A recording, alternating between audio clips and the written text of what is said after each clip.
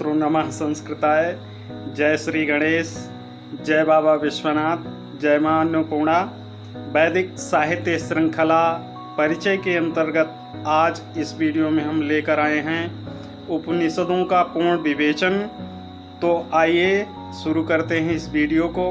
हमारे इस वीडियो को लाइक करें, शेयर करें, कमेंट करें और यदि आप हमारे चैनल पर नए आए हैं तो चैनल को सब्सक्राइब कर लें, बेल आइकन को प्रेस कर दें, जिससे कि अन्य वीडियो के नोटिफिकेशन आपको प्राप्त होते रहें। जय बाबा विश्वनाथ।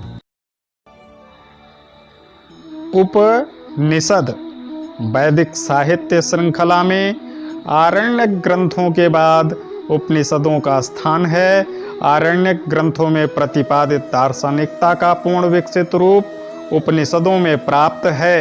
वेद और ब्राह्मण ग्रंथ मनुष्य जीवन के पूर्व पक्ष से संबंध रखते हैं और उपनिषद मनुष्य जीवन के उत्तर पक्ष से, तथा आरण्यक ग्रंथ इन दोनों के मध्य परिवर्तनशील युग का प्रतिनिधित्व करते हैं।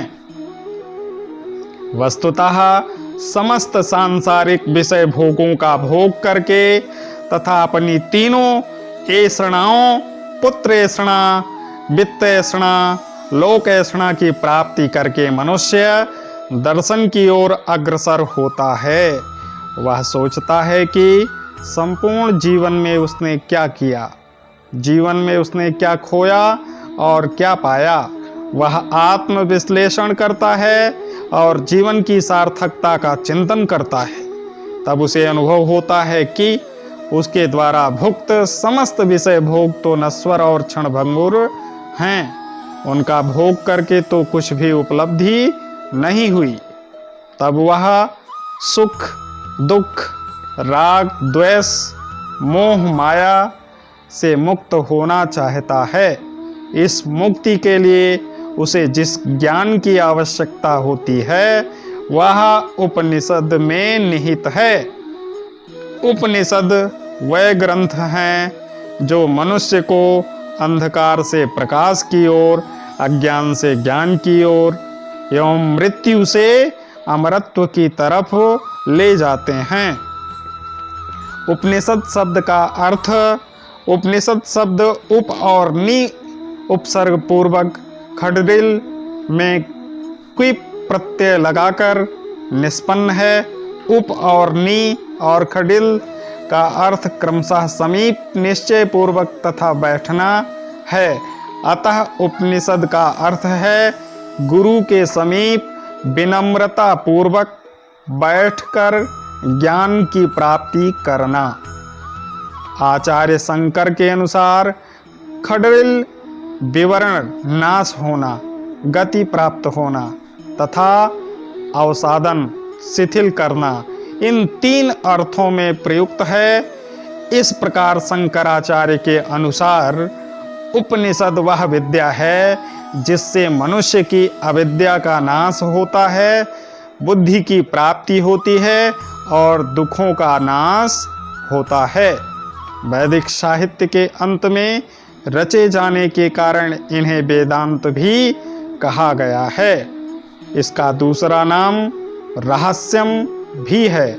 कठोपनिषद में कहा गया है परम गुहाम।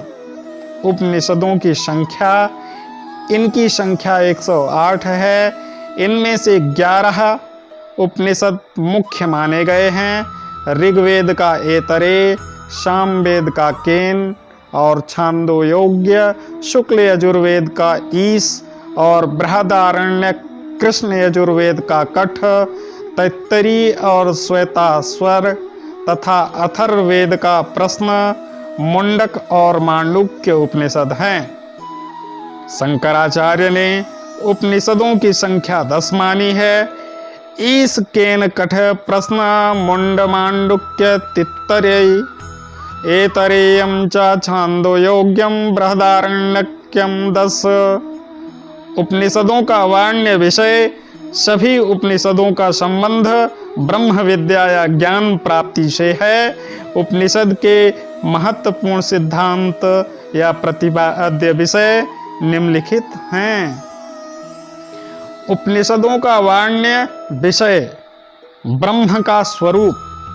विभिन्न आध्यात्मिक विषयों को जानने के लिए जब ऋषियों ने एकांत में ध्यान योग से निधिध्यासन किया तो उन्होंने एक देवात्म शक्ति को देखा जो संसार का नियमन करती है। इसी शक्ति को उन्होंने ब्रह्म कहकर पुकारा।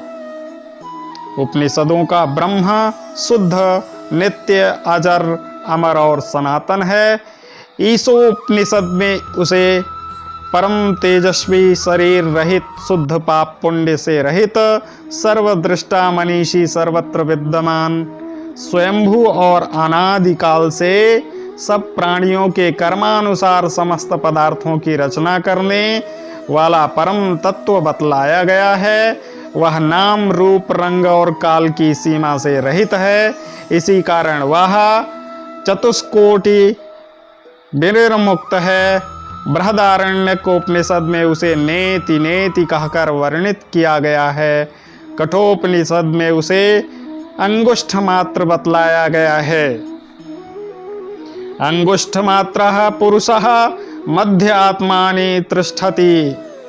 ब्रह्म ही समस्त संसार का मूल कारण है। इस संसार में कोई भी ऐसी वस्तु नहीं है जिसमें ब्रह्म की सत्ता ना हो। ईशावास्यमिदं सर्वं, ब्रह्म इस संसार का निमित्त और उपादान कारण है। ब्रह्म ही इस संसार की उत्पत्ति, सृष्टि और विनष्टि का कारण है। यतो वा इमानि भूतानि जायन्ते येन जातानि जीवन्ति यत प्रयन्ति अभिसंविशन्ति तद ब्रह्म तद विजिज्ञासस्व। जीव और ब्रह्म का ऐक्य, इस तथ्य की ब्रह्म संसार का निमित्त और उपादान दोनों कारण है, इस बात की पुष्टि होती है कि यह संसार परिणामवाद का नहीं, विवर्तवाद का उदाहरण है। दूध का दही में परिवर्तन होना परिणामवाद है।